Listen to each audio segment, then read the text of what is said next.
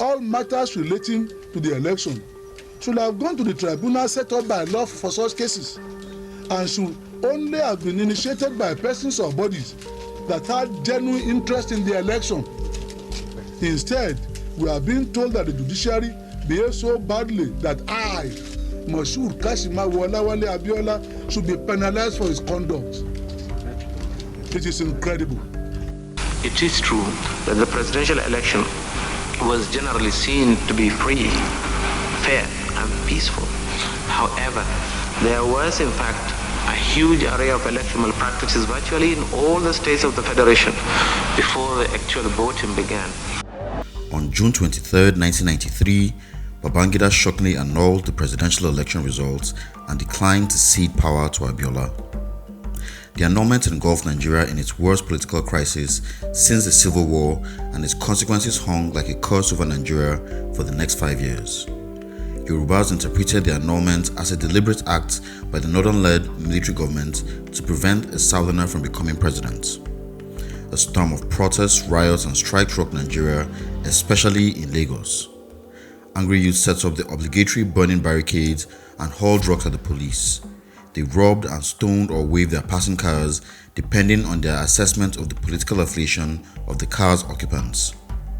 The intensity of the protest frightened markets, shops, banks, and businesses into closing. In the absence of their proprietors, looters broke in and had a field day, stealing items such as cookers, fridges, and televisions, and carting them away in wheelbarrows and trolleys and on their heads. Fearing that pogroms would soon follow, thousands of the Igbo ethnic group fled from the northern and southern western Nigeria back to their homeland in the southeast. Igbos nicknamed the flight home Oso Abiola, which means Abiola's escape. It is true that the presidential election was generally seen to be free, fair, and peaceful. However, there was in fact a huge array of electoral malpractices virtually in all the states of the Federation before the actual voting began. The circumstances of the annulment were opaque. It stunned not only the public but also senior members of the government. Even the Vice President, Admiral Augustus Ikomos, was caught off guard. When Ikomo learned of the annulment, he phoned a senior security officer to exclaim, "What the hell is happening?" Even former military heads of state condemned the annulments. General Obasanjo held a forum at his farm in Ota, which was attended by another former military head of state, Major General Muhammadu Buhari, who said, "These military institutions we know best has been desecrated, infiltrated, and perverted. Our colleagues are messing up the country and nobody can deny it." In late July, the National Defense and Security Council, NDSC, held a marathon meeting to debate the annulment and find a way out of the crisis. The meeting degenerated into a shouting match. Despite several days of discussion and hard bargaining, the key military stakeholders would not budge. They refused to accept Abiola as their president.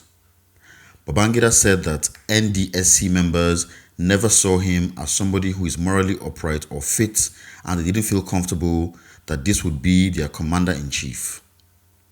Whether the annulment was Babangida's personal decision or something forced on him by other officers, he took the blame for it. Babangida had come to office 8 years earlier with a reputation as an enlightened and benevolent dictator. His bonhomie and charisma were legendary. A government official who worked for Babangida was almost eulogistic in his praise of his personal qualities. All who have come in close contact with him acknowledge his disarming charm, his geniality, and his warm friendliness. In him we see a man agreeable, debonair, and warm-hearted. A man modest in demeanor and humble in spirit, with the most winning smile and the most affable manner. In the public perception, the annulment transformed Babangida from Nigeria's most enlightened military dictator into its most revealed. The tumultuous waves of protest and anti-military hostility placed severe pressure on Babangida to resign. Yet there was no word from him on whether he would keep his promise to leave power on August 27th. Abiola too was feeling the pressure. After senior military officers advised him not to sleep at home and rumors spread that his life was in danger, Abiola flew to London on August 3rd. Although he said he traveled abroad to drum up international support and put pressure on the military, his journey bore the appearance of an escape.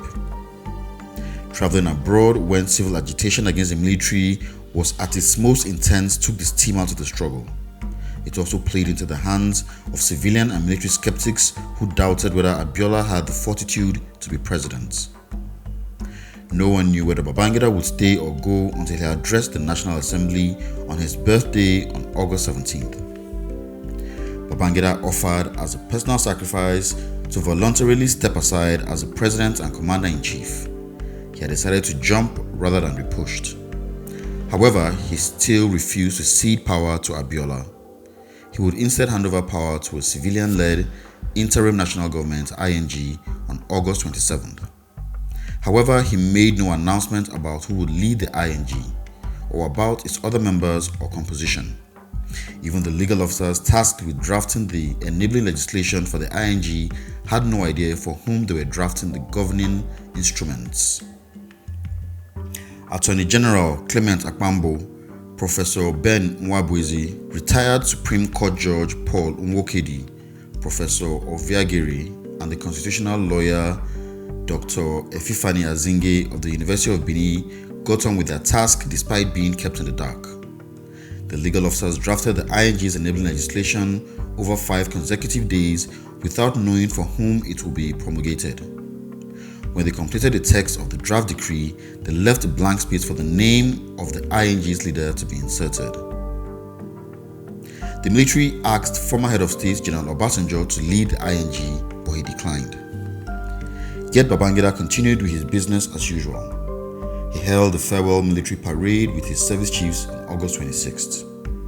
With only moments left before the end of his nearly 8-year reign, the entire nation was still in the dark about who would succeed him.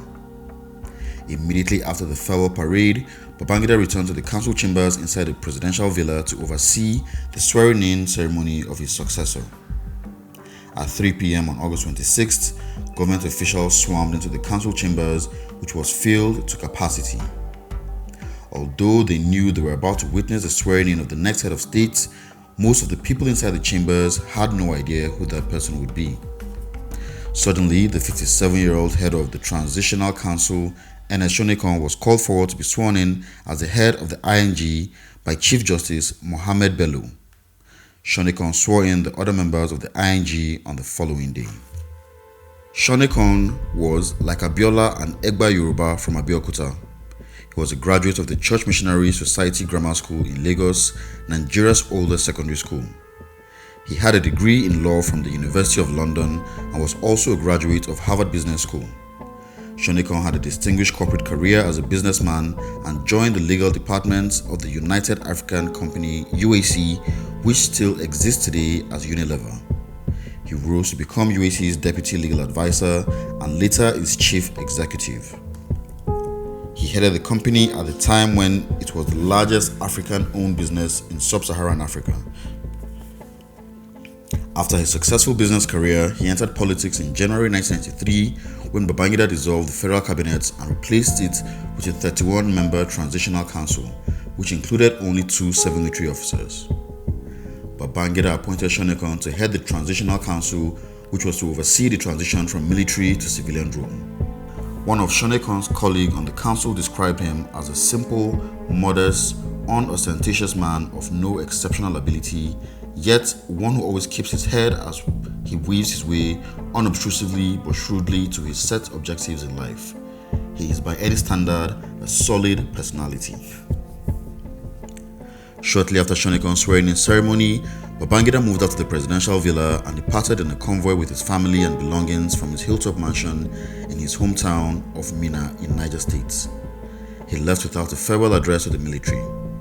It was a muted exit, a departure from the majestic and ostentatious ceremonies that usually accompanied Babangida's public appearances.